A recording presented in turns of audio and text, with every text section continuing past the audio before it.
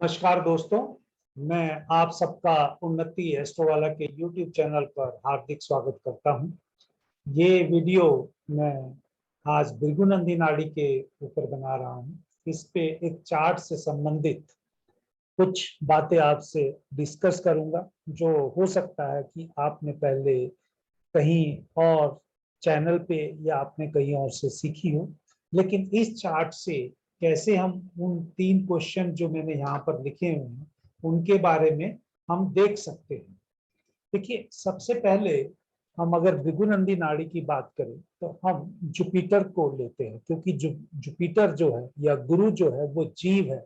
जीव यानी जिसका भी वो चार्ट है उसके बारे में हमें कुछ जानना हो तो हम उसके बारे में गुरु को पहले पकड़ते हैं। तो देखिए, इसका गुरु वक्री है और शनि भी वक्री है और दोनों इकट्ठे साथ बैठे हैं। जैसा मैंने बहुत से पहले वीडियो में या अपने YouTube पर भी बताया है कि जब भी जुपिटर और चंद्रमा का योग या संबंध बन जाता है तो वो जातक जहां पर पैदा होता है उस स्थान से वह जगह को छोड़ देता है, या उसकी तरक्की आप कह सकते हैं जब वो अपने जन्म स्थान को छोड़ देता है तो होती है। ये पहली बात। दूसरी बात, अक्सर मैंने अपने ये भृगुनंदी नाड़ी की टीचिंग में या कोर्स में या प्रिडिक्शंस में जब मैंने जितने चार्ट स्टडी किए हैं उनमें से ये पाया है कि अगर चंद्रमा अगर कर्क राशि में बैठा हो या कर्क राशि से उसका संबंध हो तो भी जातक हो सकता है कि वो स्थान को ना छोड़े। लेकिन यहाँ पर देखिए, क्योंकि गुरु यहाँ पर वक्री है और शनि भी वक्री है और वो 2-12 का रिलेशन यहाँ पर चंद्रमा से बना रहे हैं, तो यहाँ पर बहुत प्रोमिनेंट हो गया कि ये जातक जहां पर पैदा हुआ वहां से ये दूर जाएगा, और ये जातक अगर इंडिया में पैदा हुआ तो ये विदेश में जाके सेटल्ड हुआ। वैसे भी अगर आप जानते हैं, अगर चंद्रमा अगर 12वें स्थान में आ जाए वैदिक के हिसाब से तो जातक के उस स्थान को छोड़ के या ऐसे कल्चर में जाके जो उसके लिए फॉरेन हो वहां जाके सेटल्ड होता है, वो वैदिक का रोल है। लेकिन यहाँ पर अगर हमें भृगुनंदी नाड़ी से बात करनी है तो भृगुनंदी नाड़ी का सिंपल एक ही रूल यहाँ पर जो मैंने आपको यहाँ बता रहा हूँ इस चार्ट के द्वारा, क्योंकि यहाँ जुपिटर जो है वो वक्री है और वक्री होके वो पिछले घर का भी रिजल्ट देगा, अपने मित्र की राशि में है और साथ में चंद्रमा को वो यहाँ पर 90% सपोर्ट देगा। तो इस जातक के बहुत प्रोमिनेंट चांसेस हैं कि ये बाहर जाएगा, या इसका जो जीवन की तरक्की है तभी ज्यादा अच्छी इसको मिलेगी जब ये अपने जन्म स्थान को छोड़ देगा। ये बाद में देखेंगे कि भाई, या मैं अपने कोर्स में बताता हूँ कि भाई वो डिटेल्ड में वो किस देश में जा सकता है या वहां पर वो कितनी दूर जा सकता है। बट इस चार्ट से अगर हम देखें तो इसके जन्म स्थान से छोड़ने का इसका कारण बनता है, और कारण बनता है इसका प्रोफेशन। ये अपने काम के लिए बाहर जाएगा क्योंकि जीव जो है वो गुरु है और जो प्रोफेशन जो है वो शनि है, जो दोनों इकट्ठे बैठे हैं और दोनों ही रेट्रोगेट हैं। तो ये जातक अपने काम के लिए अपने जन्म स्थान को छोड़ेगा। ये पहली बात हम यहाँ इस चार्ट से भृगुनंदी नाड़ी के द्वारा कह सकते हैं। दूसरी बात, यहाँ पर देखिए, जब जुपिटर और सैटर्न अगर यहाँ से देखेंगे तो ये सीधा जो सूर्य के साथ है यानी पिताजी के साथ है वो अष्टम भाव में चला जाता है, और अष्टम भाव नॉर्मली जातक के जीवन का रुकावट भी बनता है।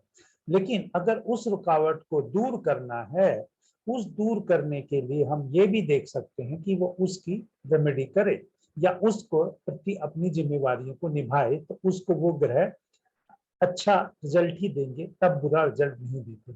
लेकिन इस चार्ट में अगर हम प्रोमिनेंटली देखें, जुपिटर और सैटर्न जब दोनों वक्री होकर यहाँ पर 1 नंबर यानी वृश्चिक राशि में आ जाते हैं, स्कॉर्पियो साइन में आ जाते हैं, तो 8-12-4 का ये सीधा ट्रायन बनाते हैं।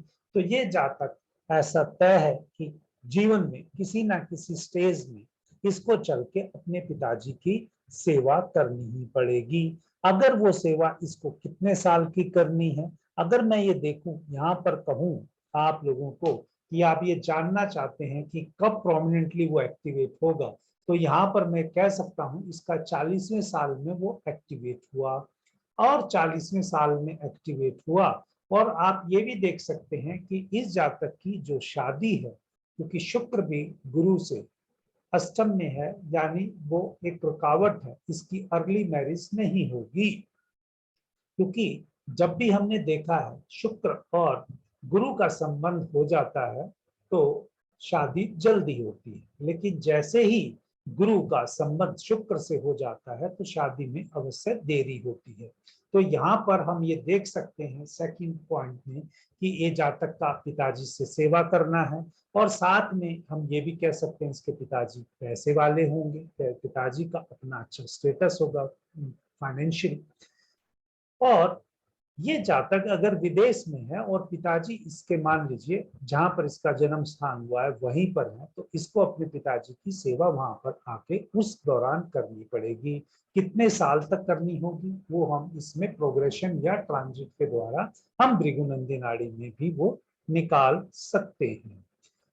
तीसरी 3 बातें मैंने बता दी, एक तो शादी से संबंधित बता दी, एक इसके पिताजी से वो बता दी, एक इसके फॉरेन में सेटलमेंट हो गया। अब आते हैं चौथी पार्ट पे, जो मैंने यहाँ 3 ही लिखे थे लेकिन मैंने एक एडिशनली जो मैरिज से संबंधी बता दी। यहाँ पर ये जातक जब भी जुपिटर और सैटर्न इकट्ठे होंगे तो जातक अपनी मेहनत से धीरे धीरे करियर में राइज करता है, उसको कोई नहीं रोक सकता। जब जुपिटर और सैटर्न का कॉम्बिनेशन अगर जातक के चार्ट में बन जाए तो उसको कोई भी तरक्की करने से नहीं रोक सकता। चाहे कितनी ही बाधा आए, वो एक दिन अपने प्रोफेशन का माहिर खिलाड़ी होगा, यानी उसका नंबर 1 या टॉप मोस्ट होगा। चाहे वो मैकेनिक हो, चाहे वो इंजीनियर हो, चाहे बिजनेसमैन हो, क्या वो प्रोफेशन करेगा। तो इस चीजों को वो जो भी अपनाएगा प्रोफेशन, उसमें वो एक रिनाउंड पर्सन बन जाएगा। तो दोस्तों यहाँ पर अगर हम देखें और भी चीजें हैं, इसके भाई से इसका संबंध कैसे रहेगा, इसकी पत्नी से इसका संबंध कैसा रहेगा, पत्नी इसके रिलीजन की होगी या दूसरे रिलीजन की होगी। इस तरह से अगर बारीकियों से सिर्फ राशि चार्ट से ही अगर आप इन सब को जानना चाहते हैं तो उन्नति एस्ट्रोवाला का भृगुनंदी नाड़ी का कोर्स आप ज्वाइन कर सकते हैं। और ये कोर्स के लिए भी मैं आपको बताना चाहता हूं, इसमें जो मैंने पहले अनाउंस किया था उसमें कुछ चेंजेस आए हैं। चेंजेस क्या है कि एक मॉर्निंग बैच भी चलेगा, जो मॉर्निंग बैच चलेगा वो मंगलवार और बृहस्पतिवार को चलेगा, यानी ट्यूसडे और थर्सडे को 11 बजे से 1 बजे तक। और जो नाइट का जो यानी रात का जो बैच है वो 15 तारीख से चलेगा, हर शुक्रवार और एतवार को होगा, यानी फ्राइडे और संडे। वो 8:30 से 10:30 बैच का टाइम होगा रात का। अगर किसी भी अगर एस्ट्रोलॉजी लवर को या एस्ट्रोलॉजी की जो ज्ञान को प्राप्त करना चाहता है और वो हमारे प्लेटफॉर्म पर आकर सीखना चाहता है, उसकी कंडीशन एक रहती है कि उसका अपना जुपिटर और सैटर्न जो मैं यहाँ पर पढ़ाता हूँ वो मेरे चार्ट के साथ मैच करना चाहिए। नहीं तो बाद में वो जातक को ये रहता है कि जो मैंने प्रॉमिस दिया या मैं जो उसको बता रहा हूँ उसके समझ में, या वो आगे चल के उसका मिस यूज करेगा। तो इन सब चीजों को देखने के लिए मैं भृगुनंदी नाड़ी उन्हीं जातक को पढ़ाता हूँ या उन्हीं जातिका को पढ़ाता हूँ, उसी कैंडिडेट को पढ़ाता हूँ जिसका जुपिटर और सैटर्न मेरे चार्ट के साथ प्रोमिनेंटली रिलेशन बनाता हो। ये 2 महीने का कोर्स है। इसमें हर क्लास 2 से 2.5 घंटे की क्लास होती है, यानी मैंने 2 घंटे का टाइम लिखा है, इसमें 2 घंटे मैं ही पढ़ाता हूँ। और अगर इसमें कोई क्वेश्चन आंसर सेशन है वो आगे एक्सटेंड भी हो जाती है। तो 16 क्लासेस हैं, 2 घंटे की मिनिमम कमिटमेंट की क्लास है, लेकिन वो कई बार 2.5 घंटे भी चल जाती है, लेकिन अब मैं कोशिश करूंगा कि वो टाइम बाउंड रहे। तो 2 घंटे की क्लास का ही मैं इसलिए यहाँ लिखा है। और ये कंटेंट्स लिखे हैं, ये कंटेंट्स जो लिखे हैं ये मेरे कराने की जिम्मेवारी है। अगर जैसे बाकी और कोई प्लेटफॉर्म पे या और जो भृगुनंदी नाड़ी पढ़ाने वाले अध्यापक हो सकता है कि इनसे ज्यादा बेसिक और एडवांस के 2 अलग अलग कोर्स कराते हूँ, मेरा सिर्फ एक ही कोर्स है। इसमें जितना भी मुझे आता है मैं उस बैच को दे देता हूं, और यही मेरा बेसिक और एडवांस का कॉम्बिनेशन है। मेरा कोई सेपरेशन नहीं है कोई भी एडवांस में, या मैं पहले कह दूं डेमो में आ जाओ, आपको ये छोटा ये पैकेज ले लो या बड़ा पैकेज ले लो। मेरी फीस यूनिफॉर्म है, चाहे देश का स्टूडेंट हो चाहे विदेश का हो, सबकी यूनिफॉर्म है। लेकिन कंडीशन यही है कि उसका जुपिटर और सैटर्न मेरे चार्ट के साथ मैच करना चाहिए। हफ्ते में 2 क्लासेस होती हैं, 2 क्लासेस इन वीकेंड, और टोटल 16 क्लासेस हैं। तो ये इस तरह से 2 महीने का कोर्स है।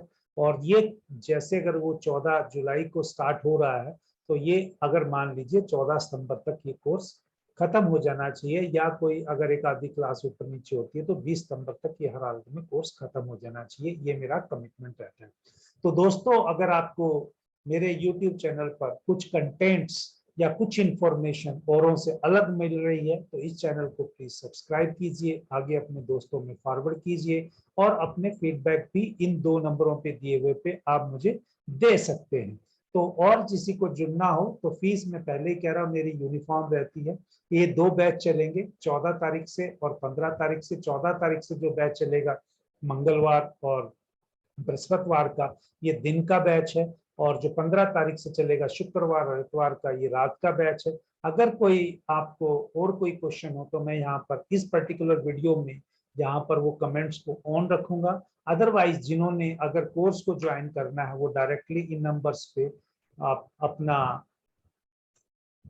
क्यूरी को व्हाट्सअप कर सकते हैं, या मुझे फोन पे बात कर सकते हैं, जिससे मैं आपकी जो भी आपके प्रश्न रहे या जो भी आपकी क्यूरी हो उसको उत्तर देने की कोशिश करूंगा। तो आज के चार्ट के द्वारा, इस चार्ट के द्वारा यही बताया कि ये जातक फॉरेन में सेटल्ड है। इसकी लव मैरिज हुई या अरेंज मैरिज हुई इसको छोड़ते हैं। इसकी जो वाइफ है वो हम ये कह सकते हैं कि जो ये जिस कंट्री में पैदा हुआ उस कंट्री की इसकी वाइफ नहीं है। वो कैसे हैं, तो आप इसको आइडेंटिफाई करने की कोशिश कीजिए कि इसकी फॉरेन की लड़की से कैसे शादी हुई, और इसने अपने पिताजी की लेटर स्टेजेस ऑफ लाइफ में कैसे सेवा की, या भाई से इसको अच्छा रिलेशन रहा या बुरा रहा, या जो इनहेरिटेंस है वो जो फादर की वो इसको मिली या इसके भाई को मिली। ये सब चार्ट से आप इस पे देख के जो मैंने कहा तो कमेंट सेक्शन में लिखना शुरू कीजिएगा।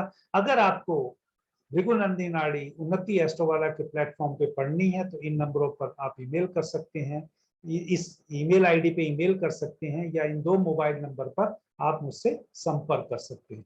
तो जय श्री राम, जय माता दी कहते हुए मैं अपनी वाणी को विराम दूंगा, और उम्मीद करता हूं कि आपको ये कंटेंट